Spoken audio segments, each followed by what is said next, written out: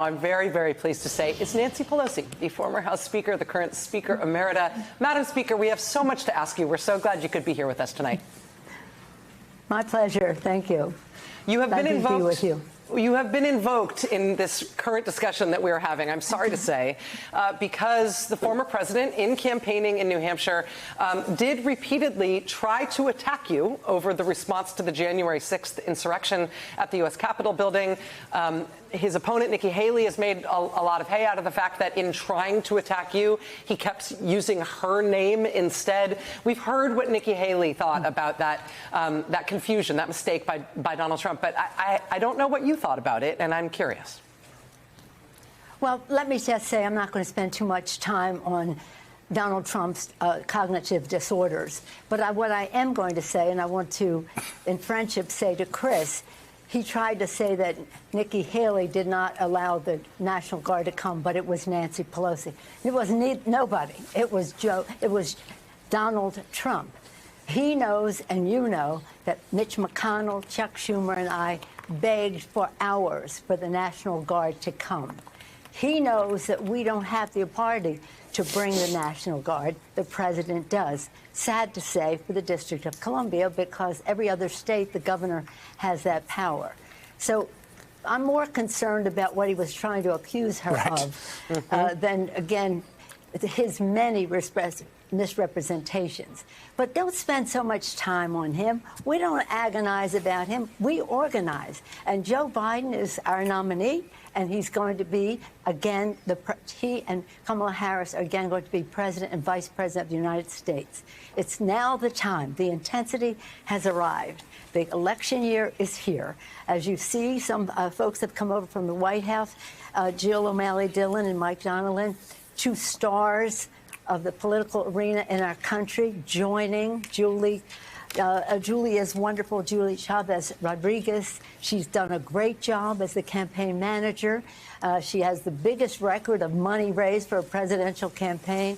More importantly, she's mobilizing at the grassroots level. We organize, and they will come now together with a message to go forward. The message, so when he lies, I mean, he's a constant liar, but when he lies, sometimes you have to listen to him. For example, he lied and said, Obamacare sucks. I mean, to use his kind of language. Obamacare sucks. Listen to when he says that. Of course it doesn't. Affordable Care Act cures. So in the campaign, people have to understand that their well-being is on the ballot. Whether it's a woman's right to choose, which yesterday we observed the 51st anniversary of when that became respected in our country until his judges pulled that down, and he brags about that. He says he's going to terminate the Affordable Care Act. And what does that mean to you? If you have a pre-existing condition, if you have a child in college, after college, who still needs health care, if you're a woman, being a woman is no longer a pre-existing condition.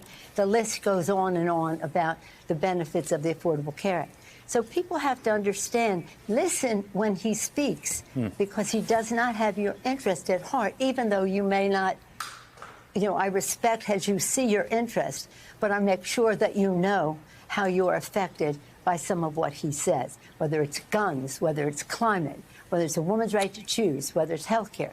In 2018, people said to me, weren't you lucky that health care became the central issue of the campaign, and that's how you won 40 seats and win the House? I said, no, we weren't lucky. We made our own luck. So let's get on with it. Let's forget about him and his dysfunction and understand that we have to get out our vote. We have to mobilize, own the ground. We have to message in the interest. As Lincoln said, public sentiment is everything. With it, you can accomplish almost anything. Without it, practically nothing. And we have to have the financial resources, and Joe Biden has proven that he can attract that. Message, mobilization, money. Joe Biden, great vision, great knowledge, great strategic thinker, great legislator, and a person with a big heart and empathy for the American people. Speaker Pelosi, it's Alex Wagner. Thanks for joining us tonight. Hi, Alex. How are you? In addition to abortion and the ACA, it seems like one of the issues that's very much front of mind with Republican voters tonight and those who may not be fans of Donald Trump is whether or not he is going to be convicted. I'll point you to some of the exit polling we have tonight. 47% of Republican New Hampshire primary voters say they would not consider Donald Trump fit to be president if he were convicted of a crime. Last week, 31% of Iowa caucus goers said effectively the same. As of this evening, he's almost certainly going to be the nominee. I do have to ask you, should the American people know whether they are potentially voting for a convicted felon? You established the January 6th committee in June, I believe, of 2021. It held its first public hearing in July of 2021. Do you take any issue, given that history and the fact that you're an American voter, with the timeline that the Department of Justice has pursued on this, both in terms of the investigation and the prosecution of Donald Trump? Well, let me say that no one in our country is above the law. And that certainly applies to someone who wants to be president of the United States. And many of the transgressions that the president has engaged in are about his integrity. But it's also about our security. But people, his base doesn't seem to care about some of that in those states and in any event. But the fact is they have to know what it means in their lives, that they're no longer going to have affordable care, that there will be a national ban on access to an abortion.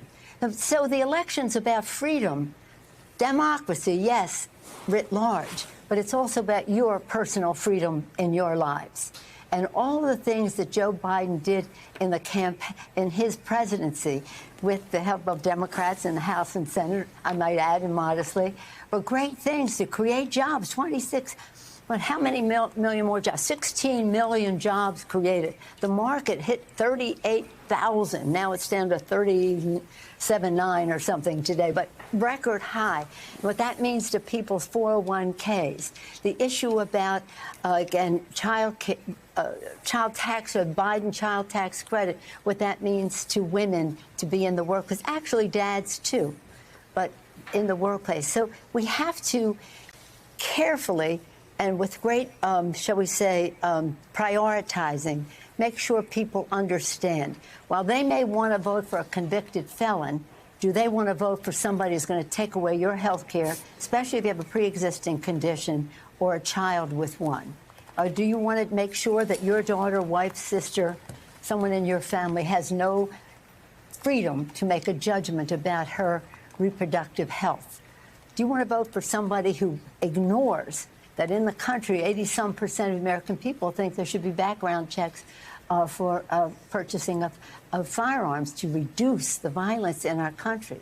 And young people care so much about the climate issue, which this person doesn't, I don't even say understands it, much less understands, or is solely in the pocket of the fossil fuel industry, which is probably blocking his understanding of the fate of our planet. So the fate of our democracy, the fate of our planet, the personal decisions for people at their kitchen table. How are they going to make ends meet? We reduce the cost of prescription drugs.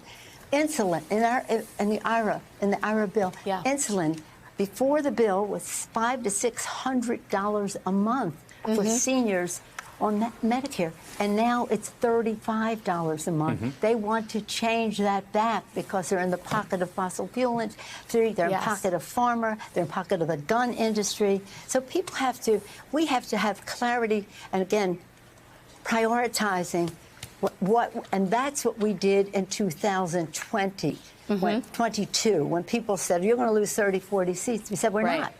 I don't know why the people that sit in Washington or New York and say these things when they're not in the hinterlands, but into the fight, on the ground, mobilizing and fighting. We knew that gun violence protection, women's right to choose, climate and democracy and health care were very important. And the contrast, we had to make the contrast. This is what your member of Congress has voted for. This is what our candidate is for. And that's why we kept the minimum to 5 seats difference rather than 30 or 40 as was predicted. So again, we have to get out there and get the job done, and we have a mobilization. But I just say this one more thing: when we saved the Affordable Care Act, remember when? he was going to, repeal and replace, but whatever the replace was, nobody ever knew. We had 10,000 events throughout the country where people came forward and told their stories. Nothing more eloquent than that. Certainly more eloquent than the misrepresentation of the president, former occupant of the White House, when he says Obamacare sucks. Yes. Let's have a fight about that. I feel like Democrats have their marching orders if they have tuned into this program this evening. Speaker Emerita Nancy Pelosi, a treat to have you on in this sort of critical moment for the presidential race. Thanks for your time tonight. Yeah. Rachel. Nancy Pelosi Just win, saying, baby. Just win, baby. Just win, baby. Saying that she does not want to talk about his cognitive disorders and she does not want to talk about him and his dysfunctions. Yes. And instead laying out what it is she does want to talk about.